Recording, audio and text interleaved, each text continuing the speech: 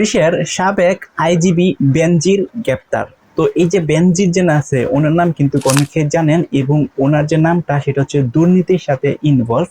এবং এই সাবেক আইজিবি কে গ্রেপ্তার করা হয়েছে পুলিশ, সেটা হচ্ছে দুবাই থেকে, এবং ইন্টারপোলিং এর মাধ্যমে কিন্তু এই গ্রেপ্তারটা হয়। এখন এই পুলিশের সাবেক আইজিবি বেনজিনের অপরাধটা কি ছিল? ওনার মেইনলি যে অপরাধটা ছিল সেটা হচ্ছে 2024 সালে বাংলাদেশ দুর্নীতি দমন কমিশন দুদক তার নামে মামলা ক্রিয়েট করে। মামলাটা ক্রিয়েট করার কারণ হচ্ছে অবৈধ হিউজ পরিমাণ সম্পদ তার নামে ছিল, এবং এই যে অবৈধ হিউজ পরিমাণ যে সম্পদ তার নামে ছিল সেগুলো কিন্তু তথ্য প্রকাশ করতেছিল না, এবং এই তথ্যগুলো হচ্ছে গোপন রাখছিল। এটার কারণে হচ্ছে তার নামে একটা মামলা, একটা না 4টা মামলা করা হয় দুর্নীতি দমন কমিশন দুদক।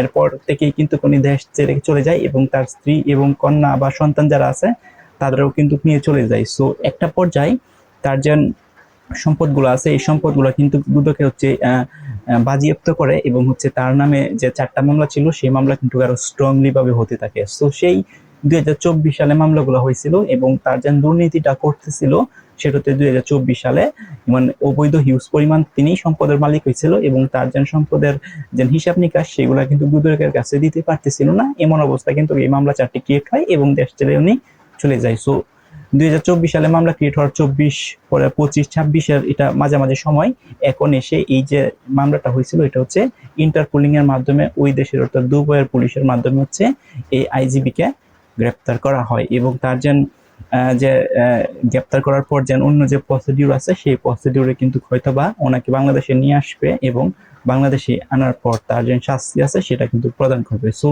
দুর্নীতি কিন্তু অনেক, বাংলাদেশের অনেক পুলিশ কর্মকর্তা যারা আছে তারা কিন্তু অনেকেই কিন্তু এই ধরনের দুর্নীতির সাথে ইনভলভ থাকে। কারোগুলো কিন্তু বাসে না, আবার কারোগুলো কিন্তু সরাসরি বাসে, এবং দুদক সেগুলোকে ইনভেস্টিগেশন করে। সো এই যে আইজিবি যেন আছে বেনজির, তার যে সম্পদের পরিমাণ ছিল সেগুলা কিন্তু একদম সবাই জানাজানি হয়ে গেছিল, এবং দুদক সেটাকে ইনভেস্টিগেশন করছে।